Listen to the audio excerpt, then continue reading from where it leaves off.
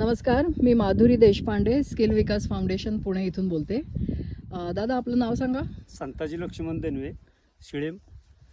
आपलं सिक्युरिटीचं काम करतो आपल्या हिल्टनला शिळेम इन्स्टिट्यूटमध्ये इन्स्टिट्यूटमध्ये. आणि भाताची शेती म्हणजे करता. आपली भाता शेती करतो. आणि आपण आता इथे स्किल विकास फाउंडेशनने इथे तुमच्यासाठी सगळं ट्रेनिंग दिलं शिळेम इन्स्टिट्यूटसाठी की रिजनरेटिव्ह फार्मिंग कसं करायचं, म्हणजे नैसर्गिक पद्धतीने भात शेती कशी चांगली करायची. तर मी ते 2 वेळा गुल्यांना फोन करून विचारलं होतं. त्यांनी त्या पद्धतीने मला सांगितलं. त्या पद्धतीने मी ते केलं, 2 बाऱ्या फक्त केलं. बरोबर. ते देखील आपले SPK पद्धतीचे शेतकरी आहेत. ह्याच अंतरावरती ह्या शेतीवर रोग गेला.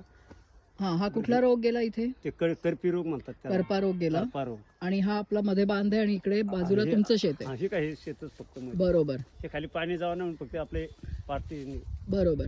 मग ह्याच्यामध्ये तुम्हाला करपा रोग आला नाही? नाही आला. कारण का? ते मी केलं तर ते गुल्यांना विचारून ते जीवामृत शिपलं होतं. पण त्याच्या लगेच पाऊस पडला मोठा. पण जीवामृत, घनजीवामृत असं सगळं टाकून आपण केलं होतं. ते फुटून पाठवलेलं. त्यामुळे तुम्हाला करपा आला नाही आणि हा सगळा रोग म्हणजे हा दिसतोय आपल्याला की ह्याच्यावर काही रोग नाहीये. हा. आणि हेच बाजूची जी शेतं आहेत यांच्याकडे रोग येऊन ते सगळं फुकट गेलं. त्या खाली नाला येतो, आपण ब्रिज वरून आलो ना, हो. त्या ब्रिज पर्यंत पूर्ण एरिया खराब होऊन गेला. खराब होऊन गेला. धन्यवाद दादा. धन्यवाद.